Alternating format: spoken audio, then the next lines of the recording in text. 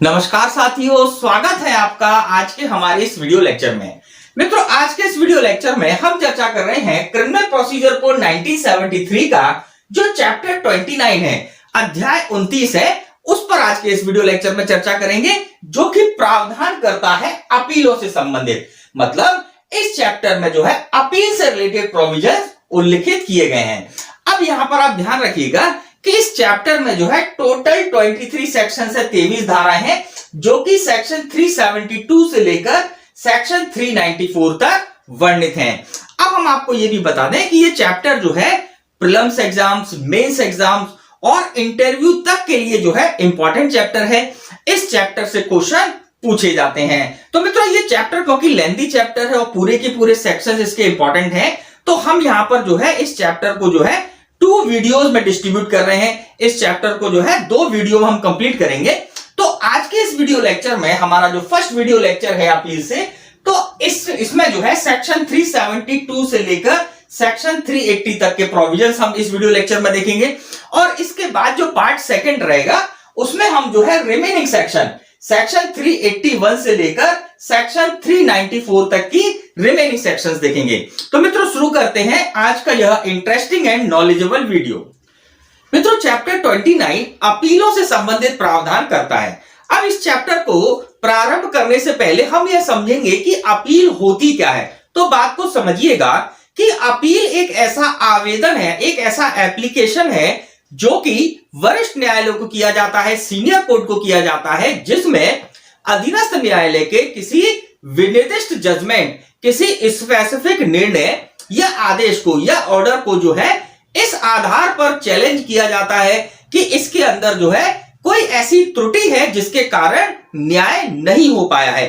तो ऐसे आवेदन को हम जो है अपील कहते हैं। अब मित्रों, यहां पर जो है इस चैप्टर में, चैप्टर 29 में जो है सेक्शन 372 से लेकर सेक्शन 394 तक की सेक्शन प्रोवाइडेड हैं। और इस वीडियो लेक्चर में हम जो है सेक्शन 372 से लेकर सेक्शन 380 तक की सेक्शंस को देख रहे हैं। इसके आगे की सेक्शन जो है हमारे नेक्स्ट वीडियो में आपको मिलेंगी। तो यहां पर जो है सेक्शन 372 के अंतर्गत क्या प्रोविजन किया गया उसको समझेंगे।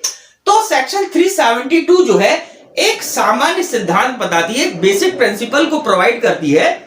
यह कहती है कि जो अपील का अधिकार है, यह अधिकार जो है इस संहिता के अंतर्गत उपबंधित प्रावधानों पर ही प्राप्त होगा, या फिर किसी अन्य विधि में अगर कोई अपील से संबंधित प्रावधान उपलब्ध है तो उसके आधार पर ही अपील की जा सकेगी, अन्य आधार पर नहीं। अब बात को समझिएगा कि अपील का अधिकार जो है कोई नैसर्गिक अधिकार, कोई नेचुरल राइट नहीं है, कोई फंडामेंटल राइट भी नहीं है। अपील का अधिकार तो एक विधिक अधिकार है, एक कानूनी अधिकार है या एक स्टैट्यूटरी राइट है। तो यह अधिकार जो है किसी विधि के द्वारा या किसी कानून के द्वारा ही प्रदान किया जाता है। तो यहां पर जो है सेक्शन 372 के अंतर्गत जो है इसी सिद्धांत को जो है वर्णित किया गया है। इस सेक्शन की लैंग्वेज क्या बोलती है, इसकी हेडिंग क्या बोलती है, देखिएगा। जब तक अन्यथा उपबंधित ना हो किसी अपील का ना होना, मतलब कि अगर किसी मामले में अपील के प्रावधान उपलब्ध हैं तो उन्हीं मामलों में अपील होगी, अन्य मामलों में नहीं। इसके अंतर्गत निर्णय या आदेश की अपील कब कब हो सकती है, जब इस सीआरपीसी में, मतलब इस संहिता के अंतर्गत अपील के प्रावधान है उस मामले के लिए, या फिर किसी अन्य विधि में प्रावधान है अपील के लिए, तो अपील हो सकती है। तो यहां पर जो है सेक्शन 372 में यह एक सामान्य सिद्धांत प्रोवाइडेड है। अब यहां पर ध्यान रखिएगा कि सेक्शन 372 में जो है 2008 में जो है एक संशोधन हुआ था, जिसमें एक परंतुक जोड़ा गया। इस परंतुक में क्या बताया गया कि पीड़िता जो है, जो पीड़ित है, उसको अपील का अधिकार होगा किन किन कंडीशन में, जहां पर कि अभियुक्त को दोषमुक्त कर दिया गया। अगर किसी अभियुक्त को जो है ट्रायल सुनने के बाद जो है उसको दोषमुक्त कर दिया गया है, तो ऐसी कंडीशन में पीड़ित को हमेशा अपील का अधिकार होगा, वह अपील कर सकेगा। इसी के साथ साथ अगर न्यूनतम अपराध के लिए दोषित किया है, मतलब अगर उस मामले में न्यूनतम अपराध जो है सबसे छोटे अपराध के लिए दोषित किया है, जबकि उसमें और भी कई चार्जेस लगे थे, उसमें उसको दोषित नहीं किया गया है, तो ऐसी कंडीशन में जो पीड़ित है वह अपील का अधिकार रखता है। इसी के साथ साथ अगर अपर्याप्त प्रतिकर अधिरोपित किया गया है, जो कंपनसेशन है, जो प्रतिकर है, वह पर्याप्त नहीं है, तो इस आधार पर भी जो पीड़ित है वह अपील का अधिकार रखता है। तो यहां पर 2008 में जो है संशोधन कर इस परंतु को जोड़ा गया। अब यहां पर एक इंपॉर्टेंट केस लो आप जरूर समझ लीजिएगा, लिख लीजिएगा कि रूपेंद्र सिंह वर्सेस त्रिपुरा राज्य, जो कि 2017 में डिसाइड किया गया। इस केस में माननीय सर्वोच्च न्यायालय ने कहा कि सेक्शन 372 का जो परंतु है, जो प्रोवाइडेड है, इसको जो है सेक्शन 378 के साथ पढ़ना चाहिए। मतलब सेक्शन 378 के साथ जो है इसको कंबाइन करके पढ़ना चाहिए, तभी हमें जो है एक कंप्लीट लॉ जो कि अपील से संबंधित है वह प्राप्त होगा। तो यहां पर आप केस का जो है लिख लीजिएगा अपने बेयर एक्ट में, आप जहां पर भी लिख रहे हो कि रूपेंद्र सिंह वर्सेस त्रिपुरा राज्य 2017 का केस। अब इसके बाद जो है आगे की सेक्शन 373 से लेकर सेक्शन 380 तक की सेक्शंस को हमने जो है यहां पर 4 पार्ट्स में डिस्ट्रीब्यूट किया है, जिससे कि आपको समझ में भी आए और आपको याद भी हो। तो सबसे पहला जो पार्ट है उसमें हमने जो है सेक्शन 373 को रखा है, जो कि स्पेसिफिकली चैप्टर 8, जहां पर हमने परिशांति कायम रखने के लिए जो प्रतिभूतियां भराने के लिए प्रावधान देखे थे, उस चैप्टर के अंतर्गत अगर सेक्शन 117 धारा 117 के अंतर्गत अगर कोई मजिस्ट्रेट ने आदेश दिया है, या फिर धारा 121 के अंतर्गत मजिस्ट्रेट ने कोई आदेश दिया है, तो उसकी अपील के संबंध में प्रावधान किए गए हैं। बात को समझिएगा कि ऐसे मामले जो कि सीआरपीसी के चैप्टर 8 के अंतर्गत परिशांति कायम रखने के लिए जो आदेश धारा 117 या धारा 121 में दिया गया है, उस आदेश की अपील जो है कहां होगी? उस आदेश की अपील सेशन न्यायालय में होगी, सेशन कोर्ट में होगी। अब यहां पर एक परंतु का यह बोलता है, परंतु अगर कार्रवाई धारा 122 की उपधारा 2 या 4 के उपबंधों के अधीन सेशन न्यायालय में रखी गई है, तो यह धारा लागू नहीं होगी। मतलब कि सेक्शन 122 के सब क्लॉज 4 और सब क्लॉज 5 के अंतर्गत अगर कोई कार्रवाई ऑलरेडी सेशन कोर्ट के समक्ष रखी गई थी और सेशन कोर्ट ने उसमें आदेश दिया है, तो ऐसे मामले में अपील के संबंध में सेक्शन 373 के प्रावधान लागू नहीं होंगे। कॉमनली प्रावधान यह रहेगा कि सेशन न्यायालय ने आदेश दिया है तो सेशन न्यायालय के आदेश की अपील जहां होती है वहां पर अपील होगी। तो इस पार्ट में, पार्ट नंबर फर्स्ट में हमने जो है कौन से चैप्टर के अपील के संबंध में प्रावधान रखे हैं? चैप्टर 8 जो है, C8 लिख लीजिएगा आप। चैप्टर 8 के अंतर्गत जो आदेश दिए जाते हैं उसके संबंध में प्रावधान किया हुआ है। अब इसके बाद जो है पार्ट सेकंड जो है यह स्पेशली दोषसिद्धि वाले मामलों में अपील के बारे में बात करता है। अब बात को समझिएगा, हमने सेक्शन 374, सेक्शन 375, 376 और सेक्शन 377 इन चारों सेक्शंस को हमने जो है सेकंड पार्ट में रखा है। कारण इसके पीछे यह है कि इन चारों में जो है दोषसिद्धि होने के बाद अपील हो रही है। बात को समझिएगा डिटेल में, अभी आपको हम सेकंड स्लाइड में बताएंगे। यहां पर आपको केवल कंसेप्ट क्लियर करने के लिए बता रहे हैं कि देखिए सेक्शन 374 में क्या प्रोवाइडेड है। सेक्शन 374 में प्रोवाइडेड है दोष सिद्धि से अपील। अगर किसी व्यक्ति को दोष सिद्ध कर दिया गया है तो उसकी अपील कहां होगी, कैसे होगी, उसके संबंध में प्रावधान सेक्शन 374 में प्रोवाइडेड है। फिर इसके बाद अगर हम सेक्शन 375 को देखें तो यह बोलता है कुछ मामलों में जब अभियुक्त दोषी होने का अभिवचन करे अपील ना होना। अगर कोई व्यक्ति जो है, कोई अभियुक्त जो है दोषी होने का अभिवचन कर ले, प्ली कर ले, तो ऐसी कंडीशन में प्ली के आधार पर अगर उसको जो है कन्वेक्टेड कर दिया गया है, दोषित कर दिया गया है, तो वहां पर अपील ना होना। मतलब कि यहां पर भी यह सेक्शन एप्लीकेबल कब हो रही है? जब दोषसिद्धि होती है। फिर इसके बाद सेक्शन 376 देखें तो यह बोलता है छोटे मामलों में अपील ना होना। तो यहां पर भी ऐसे मामलों का उल्लेख किया गया है जो छोटे हैं, जिनमें न्यायालय ने कोई छोटा दंडादेश दिया है, जिसमें भी दोष सिद्धि हुई है और उस दोष सिद्धि के आधार पर न्यायालय ने कोई छोटा दंडादेश दिया है, तो उसकी अपील ना होना। तो ये मामले भी दोष सिद्धि वाले मामले हैं। फिर इसके बाद सेक्शन 377 को देखेंगे तो यहां पर जो है राज्य सरकार द्वारा दंडादेश के विरुद्ध अपील। मतलब कि किसी व्यक्ति को दोषित कर दिया गया है, दोषित करने के बाद उसको दंडादेश दिया गया है और दंडादेश के विरुद्ध जो है राज्य सरकार अपील कर सकती है। तो यहां पर जो हमने सेकंड जो पार्ट बनाया है, यहां पर तो वो सारे की सारे सेक्शन दोष सिद्धि से कन्वर्टेड हैं। तो इनको हम जो है एक एक करके आगे स्लाइड में समझेंगे। यहां पर आपको हमने थोड़ी इस चार्ट को समझने के लिए, दिमाग में याद करने के लिए आपको थोड़ी थोड़ी जानकारी दी है। अब इसके बाद जो पार्ट थर्ड है यह बताता है दोष मुक्ति के संबंध में प्रावधान, जिसमें केवल एक ही सेक्शन है, सेक्शन 378, जो बोलती है दोष मुक्ति की दशा में अपील। तो सेक्शन 378 में केवल जो है दोष मुक्ति की दशा में अपील से संबंधित प्रावधान है, जिसको हमने थर्ड पार्ट में रखा, और केवल एक ही सेक्शन है। इस सेक्शन को भी हम जो है डिटेल में आगे की स्लाइड में समझेंगे। यहां पर हम जो है पार्ट 4 को देख रहे हैं, जो कि विशेष परिस्थितियों में अपील से संबंधित प्रावधान करता है।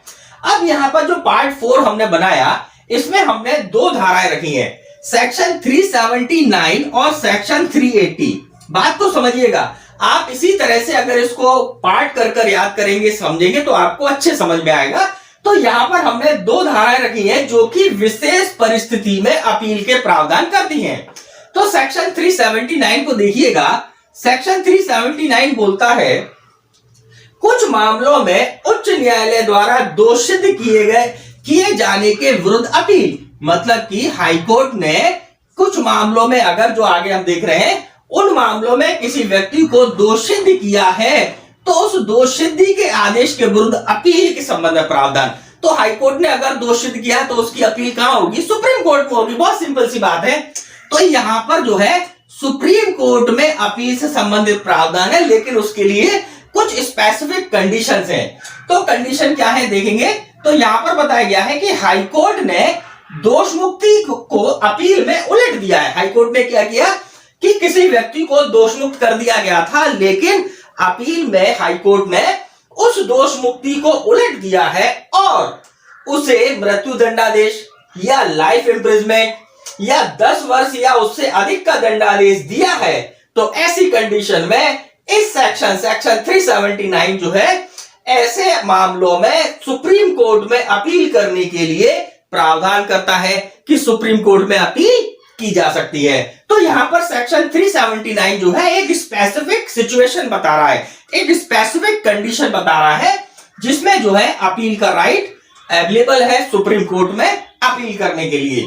अब आगे हम देखेंगे सेक्शन 380, यह भी कुछ जो है स्पेसिफिक बात करता है, एक स्पेसिफिक कंडीशन की बात करता है। ये कहता है कुछ मामलों में अपील का विशेष अधिकार, मतलब कोई स्पेशल राइट यहां पर क्रिएट किया गया है, कुछ स्पेशल कंडीशन यहां दी गई है सेक्शन 380 में।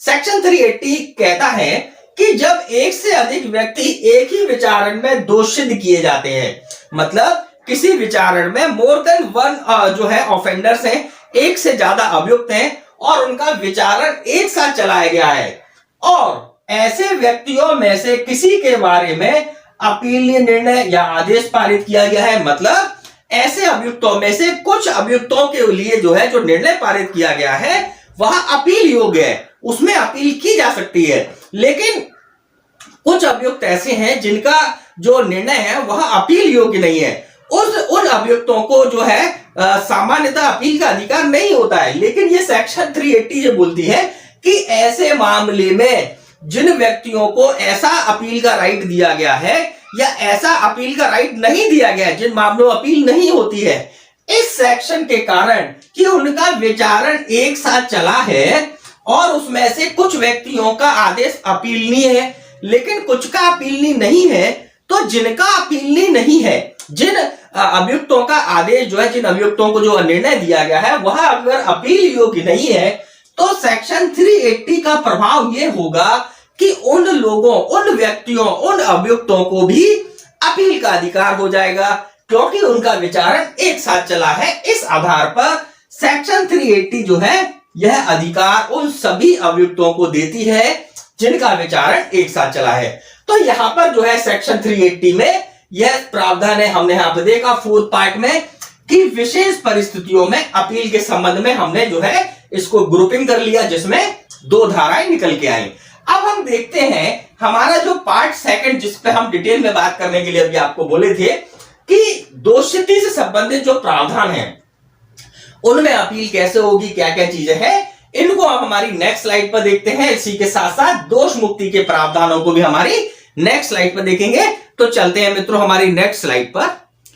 मित्रों अब हम देख रहे हैं दोषसिद्धि वाले मामलों में अपील के प्रावधान, जो कि सेक्शन 374 से सेक्शन 377 तक प्रोवाइडेड हैं, जिसमें सबसे पहले सेक्शन 374 यह प्रावधान करती है दोषसिद्धि से अपील। अब यहां पर ध्यान रखिएगा कि इसमें सामान्य व्यवस्था दी गई है कि कॉमनली अगर किसी व्यक्ति को कन्विक्टेड कर दिया गया है तो उसकी अपीलें जो है कहां पर होंगी।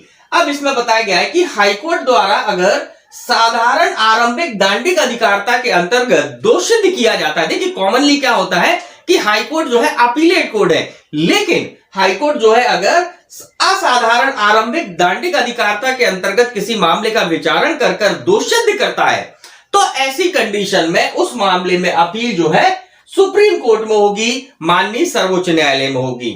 अब इसके बाद जो है सेक्शन 374 की उपधारा 2 जो है यह व्यवस्था करती है कि सेशन न्यायाधीश या अपर सेशन न्यायाधीश द्वारा दोषसिद्धि की गई है किसी मामले में, तो उसमें अपील जो है हाईकोर्ट में होगी।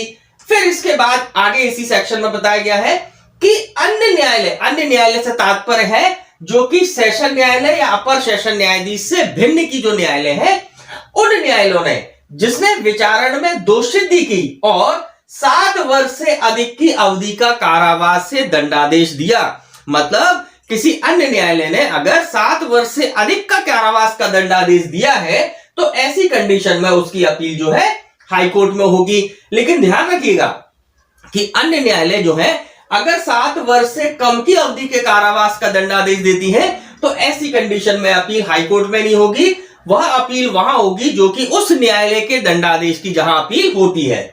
अब इसके बाद जो उपधारा 3 हम देखें, जो कहता है कि उपधारा 2 में उपबंधित के सिवाय, मतलब जो उपधारा 2 में जो वर्णित किया गया उसके अलावा महानगर मजिस्ट्रेट, सहायक सेशन न्यायाधीश या प्रथम वर्ग मजिस्ट्रेट या द्वितीय वर्ग मजिस्ट्रेट की आदेश की अपील जो है सेशन न्यायालय में होगी। तो यहां पर इस बात को समझिएगा।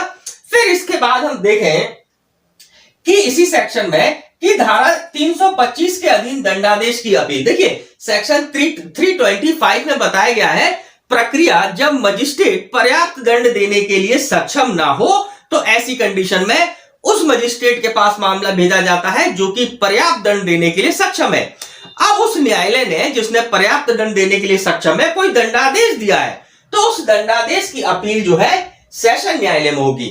फिर इसके बाद आगे दिया हुआ है कि धारा 360 जो कि क्या कहता है, धारा 360 जो है सदाचारी की परिवीक्षा पर या भत्सना के पश्चात छोड़े जाने का आदेश दिया जाता है या छोड़े जाने संबंधित प्रावधान है, तो धारा 360 के अधीन कोई दंडादेश पारित किया गया है तो उसकी अपील भी सेशन न्यायालय में होगी। तो मित्रों इस प्रकार सेक्शन 374 में जो है 3 सबसेक्शंस हैं जिसमें अलग अलग स्टेजेस या अलग अलग न्यायालयों के बारे में अपील से संबंधित प्रावधान है कि इन न्यायालयों ने अगर कोई दंडादेश दिया है, कोई आदेश दिया है तो उसकी अपील जो है कहां पर होगी। अब इसके बाद हम देखते हैं सेक्शन 375। सेक्शन 375 प्रावधान करता है कुछ मामलों में जब अभियुक्त दोषी होने का अभिवचन करे अपील ना होना। सिंपल सी बात है कि अगर अभियुक्त ने दोषी होने का अभिवचन कर लिया था और उस अभिवचन के आधार पर न्यायालय ने उसे दोषित किया है तो ऐसी स्थिति में अपील का कोई प्रश्न उत्पन्न नहीं होगा क्योंकि उसने खुद ही अपराध स्वीकार कर लिया था। लेकिन इस सेक्शन में यह व्यवस्था दी गई है कि अगर अभिवचन जो है प्ली पर या अभियुक्त की दोषी होने के अभिवचन पर अगर दोष सिद्धि हाईकोर्ट ने की है तो ऐसी कंडीशन में किसी भी रीजन से अपील नहीं होगी।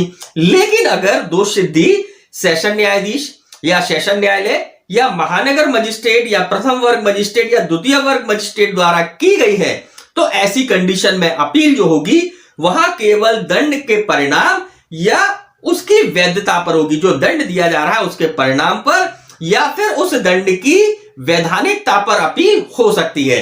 तो इस सेक्शन में सेक्शन 375 में यही प्रावधान वर्णित है। अब इसके बाद हम देखते हैं सेक्शन 376। यह बोलता है छोटे मामलों में अपील ना होना। ऐसे मामले जो कि इस धारा के अंतर्गत दंड के बारे में वर्णित है, ऐसे मामले जो कि कम दंड के दंडित किए गए हैं, जिनमें जो है बहुत ही मिनिमम दंड दिया गया है, तो उन मामलों को छोटे मामले माना जाए और उनमें जो है अपील ना होना। तो वो कौन कौन से मामले, देखिए यहां से जो है प्री में प्रश्न बनेगा। तो इसमें कहा गया है कि हाईकोर्ट, अगर हाईकोर्ट ने 6 माह से कम का कारावास दिया है या फिर 1,000 रुपए से कम के जुर्माने का दंडादेश दिया है, तो ऐसी कंडीशन में अपील नहीं होगी। या फिर 6 माह से कम या 1,000 रुपए से कम के दोनों का दंडादेश दिया है, जैसे कि 5 महीने का कारावास और 500 रुपए का जुर्माना, तो ऐसे मामले में भी अपील नहीं होगी। इस सेक्शन के अंतर्गत उन्हें छोटा मामला माना जाएगा। फिर इसके बाद जो है अगर हम देखें सेशन कोर्ट के बारे में, तो यहां पर हमने फुल फॉर्म नहीं लिखा है, सिंपली एससी लिख दिया है।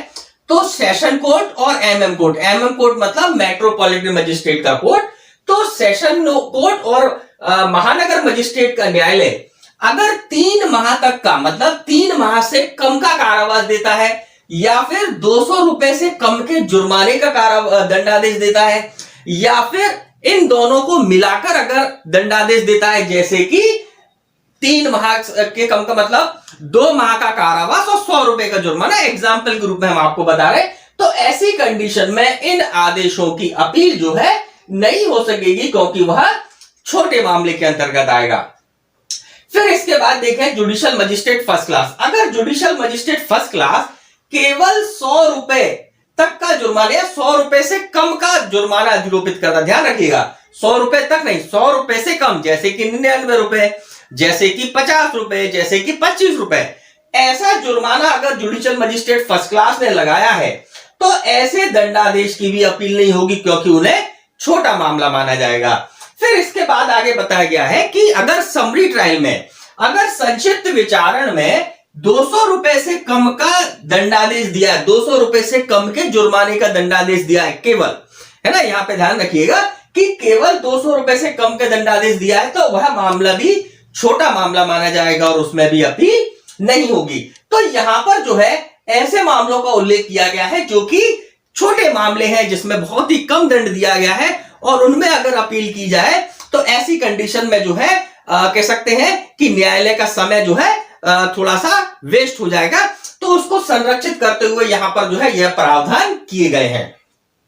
अब इसके बाद यहां पर यह भी बताया गया है इस सेक्शन में कि मान लीजिए किसी न्यायालय ने इनमें उल्लेखित दंडादेश दिए हैं, अब इन दंडादेशों के साथ अगर कोई और दंडादेश ऐड हो जाता है, जोड़ दिया जाता है, तो वह दंडादेश छोटा दंडादेश नहीं माना जाएगा, उसमें अपील हो सकेगी। लेकिन अगर ऐसा दंडादेश जो ऐड किया गया, अगर परिशांति कायम रखने के लिए प्रतिभूति का दंडादेश है, या फिर जुर्माने में व्यतिक्रम ना देने के लिए कारावास का दंडादेश है, या फिर एक मामले में एक से अधिक जुर्माने का दंडादेश है, और सबको मिलाकर अगर इस सीमा के अंतर्गत जो है मामला आ रहा है, तो यहां पर ध्यान रखिएगा कि ऐसे मामलों को छोटा मामला ही माना जाएगा। जैसे कि न्यायालय ने जो है, हाईकोर्ट ने आदेश दिया कि अभियुक्त को जो है 5 माह का कारावास और 500 रुपए का जुर्माना, और इसी के साथ जुर्माना अदा न करने पर 1 माह का अतिरिक्त कारावास भुगतना होगा।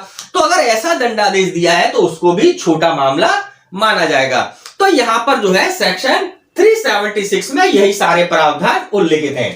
अब इसके बाद देखें हम सेक्शन 377 में, यह कहता है राज्य सरकार द्वारा दंडादेश के विरुद्ध अपील। मतलब कि राज्य सरकार जो है न्यायालय के दंडादेश के विरुद्ध अपील कर सकती है जहां पर कि पर्याप्त दंड नहीं दिया गया है, मतलब जितना दंड दिया गया है उससे राज्य सरकार संतुष्ट नहीं है, राज्य सरकार को ऐसा लगता है कि इसमें जो है अधिक दंड दिया जाना चाहिए। तो ऐसी कंडीशन में सेक्शन 377 एप्लीकेबल होगा, और यह कहता है कि राज्य सरकार हाईकोर्ट से भिन्न किसी न्यायालय द्वारा दोषसिद्धि के किसी मामले में दंडादेश की अपर्याप्तता, अब यहां पर ध्यान रखिएगा किस लिए कि दंडादेश अपर्याप्त दिया गया है, दंडादेश की अपर्याप्तता के आधार पर अपील उपस्थित करने का निर्देश जो है लोक अभियोजक को दे सकेगी। राज्य सरकार जो है लोक अभियोजक को निर्देश दे सकेगी कि दंडादेश की अपर्याप्तता के आधार पर अपील कीजिए। तो ऐसी कंडीशन में अगर वह आदेश मजिस्ट्रेट द्वारा दिया गया था, वह दंडादेश मजिस्ट्रेट द्वारा दिया गया था, तो लोक अभियोजक कहां अपील प्रस्तुत करेगा, वह जो है सेशन न्यायालय में अपील प्रस्तुत करेगा। और अगर किसी अन्य न्यायालय ने, मतलब मजिस्ट्रेटों के अलावा किसी न्यायालय ने अगर निर्णय दिया है, जैसे कि सेशन न्यायालय ने, एडिशनल सेशन जज ने या असिस्टेंट सेशन जज ने अगर कोई दंडादेश पारित किया है, तो उसकी अपील जो है हाई कोर्ट में की जाएगी। किसके आधार पर? दंड की अपर्याप्तता के आधार पर।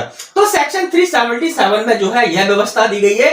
अब इसके बाद जो सब क्लॉज 2 है, यह स्पेशली बोलता है कि अगर कोई मामला ऐसा है जो कि दिल्ली पुलिस के द्वारा इन्वेस्टिगेट किया गया, देखिए समझिएगा कि दिल्ली पुलिस जो है केंद्र सरकार के अधीन है और उसके लिए एक अलग से अधिनियम पारित कर दिल्ली पुलिस की स्थापना की गई है। तो ऐसी कंडीशन में अगर दिल्ली पुलिस के द्वारा उस मामले में अन्वेषण किया गया है या फिर किसी अन्य केंद्रीय अधिनियम, सेंट्रल गवर्नमेंट के किसी अधिनियम के अधीन सशक्त किसी अधिकरण द्वारा अन्वेषण किया गया है या उसमें कार्रवाई की गई है, तो ऐसी कंडीशन में लोक जो केंद्र सरकार है, जो सेंट्रल गवर्नमेंट है, वह भी लोक अभियोजक को निर्देश दे सकती है कि वह इसकी अपील करे। और अपील कैसे? वही कि अगर आदेश मजिस्ट्रेट ने दिया है, दंडादेश मजिस्ट्रेट ने दिया है, तो सेशन न्यायालय में अपील की जाए, और अगर अन्य न्यायालय ने दिया है तो हाई कोर्ट में अपील की जाए। तो यहां पर यह प्रावधान है। इसके बाद उपधारा 3 में बहुत कॉमनली बात की गई है कि अगर दंडादेश में वृद्धि की जाए, इस सेक्शन के तहत अगर आवेदन आया न्यायालय के समक्ष और न्यायालय जो है दंडादेश में वृद्धि करना चाहता है, तो ऐसी कंडीशन में अभियुक्त को जो है पर्याप्त अवसर देना होगा अपनी बात कहने का, और उसकी बात को सुनने के बाद नेचुरल जस्टिस का पालन करने के बाद जो है दंडादेश में वृद्धि की जा सकती है। तो इस प्रकार मित्रों, जो सेकंड हमने लिस्ट बनाई थी, जिसमें हमने जो है दोषसिद्धि से संबंधित धाराओं को लिया, जिसमें हमने सेक्शन 374 से लेकर सेक्शन 377 की धाराओं को लिया, तो ये सारे प्रावधान यहां उल्लिखित हैं। अब इसके बाद जो हमारी अगली सेक्शन है, जिसमें हम सेक्शन 378 को देखेंगे, जो व्यवस्था करती है दोष मुक्ति की दशा में अपील। तो उसके लिए हम जो है नेक्स्ट स्लाइड पर चलते हैं, जिसमें हम मित्रों दोष मुक्ति की दशा में अपील से संबंधित प्रावधान सेक्शन 378 के अंतर्गत 6 उपधाराओं में विभक्त हैं। टोटल 6 सबसेक्शन में डिस्ट्रीब्यूटेड है। अब इसमें सबसेक्शन 1 क्या प्रावधान करती है? तो ये कहती है कि जिला मजिस्ट्रेट किसी भी मामले में लोक अभियोजक को संज्ञेय और गैर जमानती अपराध के बारे में मजिस्ट्रेट द्वारा दोषमुक्त के आदेश पर सत्र न्यायालय के समक्ष अपील करने का निर्देश दे सकेगा। मतलब कि जिला मजिस्ट्रेट को पावर है कि वह किसी भी ऐसे मामले में जो कि संज्ञेय और गैर जमानती है, कॉग्निजेबल और नॉन बेलेबल ऑफेंस है, और उसमें जो है मजिस्ट्रेट ने दोषमुक्ति की है, तो उसके संबंध में सेशन न्यायालय में अपील करने के लिए जो है लोक अभियोजक को निर्देश दे सकता है जिला मजिस्ट्रेट। अब इसी के साथ साथ जो इस सेक्शन का जो बी पार्ट है वो ये बोलता है कि राज्य सरकार को भी शक्ति है कि राज्य सरकार किसी भी मामले में लोक अभियोजक को उच्च न्यायालय के अतिरिक्त अन्य किसी भी न्यायालय द्वारा दोष मुक्ति के आदेश की, मतलब ऐसा आदेश जो कि हाईकोर्ट ने ना दिया हो दोष मुक्ति का, उस आदेश की अपील के संबंध में, अगर वह आदेश मूल आदेश है या अपीली आदेश, मतलब किसी न्यायालय ने अपील में कोई आदेश दिया है या फिर पुनरीक्षण में सत्र न्यायालय द्वारा पारित कोई दोषमुक्ति का आदेश है, तो ऐसे आदेशों की अपील जो है हाईकोर्ट में करने के लिए, उच्च न्यायालय में करने के लिए जो है लोक अभियोजक को निर्देशित कर सकती है राज्य सरकार। तो उपधारा 1 के अंतर्गत जिला मजिस्ट्रेट को भी पावर दिया गया है, राज्य सरकार को भी अधिकार है कि वह लोक अभियोजक को जो है अपील करने के लिए उन मामलों में जो कि उच्च न्यायालय द्वारा निर्धारित नहीं किए गए, डिसाइड नहीं किए गए, जिनमें उच्च न्यायालय ने जो है दोष मुक्ति का आदेश नहीं दिया है, उन मामलों में जो है उच्च न्यायालय में अपील करने के लिए जो है निर्देशित किया जा सकता है। तो यहां पर उपधारा 1 में जो है यह सारे प्रावधान है।